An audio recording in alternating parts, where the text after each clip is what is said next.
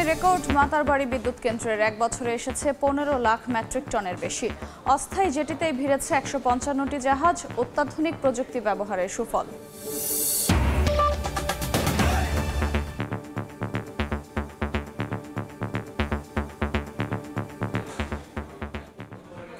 আমন্ত্রণ সময় সংবাদের নিয়মিত আয়োজন বিভাগীয় সময়ে থাকছে সপ্তাহের 7 দিন ভিন্ন ভিন্ন বিভাগের সংবাদ নিয়ে। আজ থাকছে চট্টগ্রাম বিভাগ, সঙ্গে আছে আমি আফরোজা মৌটুসী। এক বছরে 15.5 লাখ মেট্রিক টনের বেশি কয়লা এনে মাতারবাড়ি বিদ্যুৎ কেন্দ্র রেকর্ড করেছে।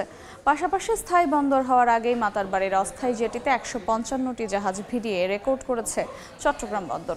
আর এ সময় শুল্ক আদায় হয়েছে প্রায় 15 কোটি টাকা। শাখাউত টিপুর ক্যামেরায় বিস্তারিত জানাচ্ছেন কমল দে। মাতারবাড়ি গভীর সমুদ্র বন্দর বলতে এখনো তেমন কোনো স্থাপনা গড়ে ওঠেনি কক্সবাজার জেলার মহেশখালীর সাগর ঘেঁষা এই ইউনিয়নটিতে। জেটি কিংবা কন্টেনার ইয়ার্ড তো অনেক দূরের কথা, শুধুমাত্র বন্দর এলাকার পাশে গড়ে ওঠা কয়লাভিত্তিক 1320 মেগাওয়াট ক্ষমতা সম্পন্ন বিদ্যুৎ কেন্দ্রের উৎপাদন শুরু হয়েছে কয়েক মাস হলো, আর তাতেই একের পর এক রেকর্ড সৃষ্টি হচ্ছে। 2023 সালের 25 এপ্রিল থেকে শুরু হয় মাতারবাড়ি বিদ্যুৎ কেন্দ্রের জেটিতে কয়লাবাহী জাহাজ বেরানোর কার্যক্রম। গত এক বছরে কয়লাবাহী 24টি বিশাল আকৃতির জাহাজের পাশাপাশি ভিড়েছে যন্ত্রবাহী আরও 131টি ছোট জাহাজ। চলতি বছরের এপ্রিল মাসে ভিড়েছে 4টি কয়লাবাহী জাহাজ। এর মধ্যে চট্টগ্রাম বন্দর কর্তৃপক্ষ পাইলট চার্জ, টাক চার্জ এবং রিভার ডিউ সহ শুল্ক আদায় করেছে 14 কোটি টাকার বেশি। যতই জাহাজ আসবে ততই আমাদের বন্দরের চার্জ আমরা পাবো এবং বন্দরের ইনকামের সাথে সেটা যোগ হবে। বন্দরের নিজস্ব টার্মিনাল কিংবা জেটি না হলেও আপাতত বিদ্যুৎ কেন্দ্রের জেটিতেই ভেড়ানো হচ্ছে কয়লাবাহী সবগুলো জাহাজ। অত্যাধুনিক প্রযুক্তি ব্যবহারের কারণে মাত্র 2 থেকে 3 দিনেই জাহাজের কয়লা চলে যাচ্ছে বিদ্যুৎ কেন্দ্রের রিজার্ভারে। এখন মতো টার্মিনাল আমরা তৈরি করতে পারিনি। যখন আমরা এখানে পোর্ট ফ্যাসিলিটিসগুলো ডেভেলপ করে ফেলবো তখন এখানে হাজার হাজার জাহাজ আসবে।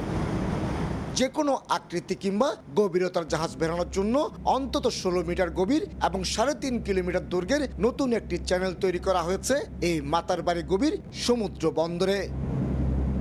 মাতারবাড়ি বন্দরে অন্তত 8000 কন্টেনার নিয়ে 14 মিটার গভীরতা জাহাজ অনায়াসেই প্রবেশ করতে পারবে। কমল দে, সময় সংবাদ, চট্টগ্রাম। শেখ হাসিনার সরকারকে বিশ্ব নেতারা প্রশংসা করছেন, কিন্তু একটি পক্ষ বর্তমান সরকার নিয়ে পরিকল্পিতভাবে নানা বিষোদগার করে বেড়াচ্ছেন বলে মন্তব্য করেছেন পররাষ্ট্রমন্ত্রী হাসান মাহমুদ। দুপুরে চট্টগ্রামের আন্দরকিল্লায় এক অনুষ্ঠানে কথা বলেন তিনি। জননেত্রী শেখ হাসিনার নেতৃত্বে যেভাবে দেশ এগিয়ে যাচ্ছে সেটি সমগ্র পৃথিবী আজকে প্রশংসা করছে। জাতিসংঘের মহাসচিব প্রশংসা করেন, মার্কিন যুক্তরাষ্ট্রের প্রেসিডেন্ট প্রশংসা করেন, ভারতের প্রেসিডেন্ট প্রধানমন্ত্রী প্রশংসা করেন, জার্মান চ্যান্সেলর প্রশংসা করেন, কিন্তু 2-1টি দল এটি প্রশংসা করতে পারে না। বিএনপি সহ তাদের মিত্ররা এটি প্রশংসা করতে পারে না। তো যানবাহন ও শাটল ট্রেনে দুর্ভোগের পাশাপাশি হলে নিম্নমানের খাবার নিয়ে ধুঁকছে চট্টগ্রাম বিশ্ববিদ্যালয়ের 27,000 শিক্ষার্থী। সমস্যার সমাধান না পেয়ে ক্ষুব্ধ তারা। নতুন উপাচার্যের আশ্বাসের বাস্তবায়ন চান শিক্ষার্থীরা। নূরজামাল আতিকের ক্যামেরায় বিস্তারিত জানাচ্ছেন মেহেরিন রিনি। অনাবিল সৌন্দর্যের ক্যাম্পাস চট্টগ্রাম বিশ্ববিদ্যালয়। পাহাড় ও সমতল মিলিয়ে আয়তন 2100 একর। বিশাল এই বিশ্ববিদ্যালয়ের শিক্ষার্থীদের নানা সমস্যা যেন পিছু ছাড়ছে না। যাতায়াত ও হলের নিম্নমানের খাবার সমস্যার সমাধান না পাওয়ায় এক প্রকার হতাশ তারা। দেড়টার টাইমে যে ট্রেনের শিডিউলটা আছে, স্টুডেন্টরা অনেক বেশি গাদাগাদি করে যায়, গরমের মধ্যে ফ্যানের ব্যবস্থা নাই। শাটল ট্রেনের শিডিউল ও বগি বৃদ্ধি, হলের খাবারের মানের দিকে সজাগ দৃষ্টি, হলে সুষ্ঠুভাবে সিট বন্টন সহ পড়ালেখা বান্ধব পরিবেশ তৈরি ও নিরাপদ ক্যাম্পাসের আশা শিক্ষার্থীদের। চক্রাকার যে বাসটা ছিল, যদি বাস চালু হয় তাহলে স্টুডেন্টদের ডিপার্টমেন্টে যাতায়াতটা সুবিধা হয়। সবার যে সমস্যাগুলো আছে প্রশাসন তাদের ক্যাপাসিটিতে যতটুকু পারে অ্যাড্রেস করবে, তাহলে বিশ্ববিদ্যালয় রাইটলি চলবে। প্রত্যেকটা হলে যাতে এই ধরনের সিটগুলো বন্টন হয়, তারপরে খাবারের মানটা, সেটা আমাদের উপাচার্য উপাচার্য প্রশাসনকে আমরা দায়িত্ব হস্তান্তর করি। চট্টগ্রাম বিশ্ববিদ্যালয়ে ছেলেদের 7টি ও মেয়েদের 5টি হল রয়েছে। প্রতিদিন বিশ্ববিদ্যালয়ে 8 জোড়া শাটল ট্রেন যাতায়াত করে। মেহেরিন রিনি, সময় সংবাদ, চট্টগ্রাম বিশ্ববিদ্যালয়। বিভাগীয় সময় আরও থাকছে। চাঁদপুরে 46 কোটি টাকার দৃষ্টিনন্দন সেতু চালু হয়নি 7 বছরেও। সংযোগ সড়ক না করায় ঝুঁকি নিয়ে নৌকায় নদী পারাপার। ক্ষুব্ধ দুপারের মানুষ, আশ্বাসেই আটকে কর্তৃপক্ষ। মৌসুমে লক্ষ্মীপুরে সয়াবিনের বাম্পার ফলন হয়েছে। উৎপাদনের খরচের তুলনায় লাভ বেশি হওয়ায় দিন দিন লক্ষ্মীপুরে সয়াবিন চাষাবাদে ঝুঁকছেন কৃষক। অনুকূল আবহাওয়া, উন্নত জাতের বীজ রোপণ ও সময় মতো সুষম সার ব্যবহার করায় এবার বাম্পার ফলন হয়েছে। বাজার দর ভালো থাকায় খুশি চাষি। এই অঞ্চলে সয়াবিন ভিত্তিক প্রক্রিয়াজাত কারখানা গড়ে তোলা গেলে বাজার দর আরও ভালো হবে বলে মনে করেন তারা।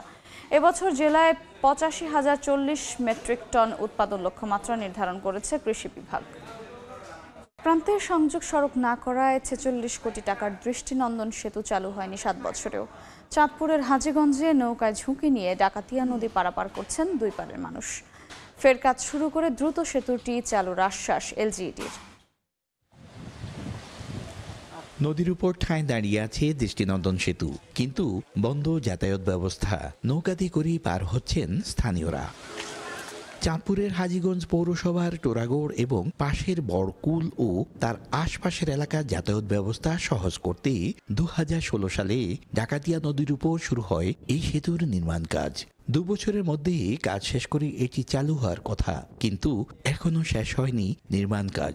সেতুর দক্ষিণ প্রান্তে সংযোগ সড়ক হয়েছে ঠিকই, কিন্তু উত্তর প্রান্তে কাজই নেই গতি। ব্রিজটা দীর্ঘদিন এভাবে হয়ে রয়েছে, কাজ করে কন্ট্রাক্টর চলে যায়, কাজ স্লো ভাবে রইতেছে।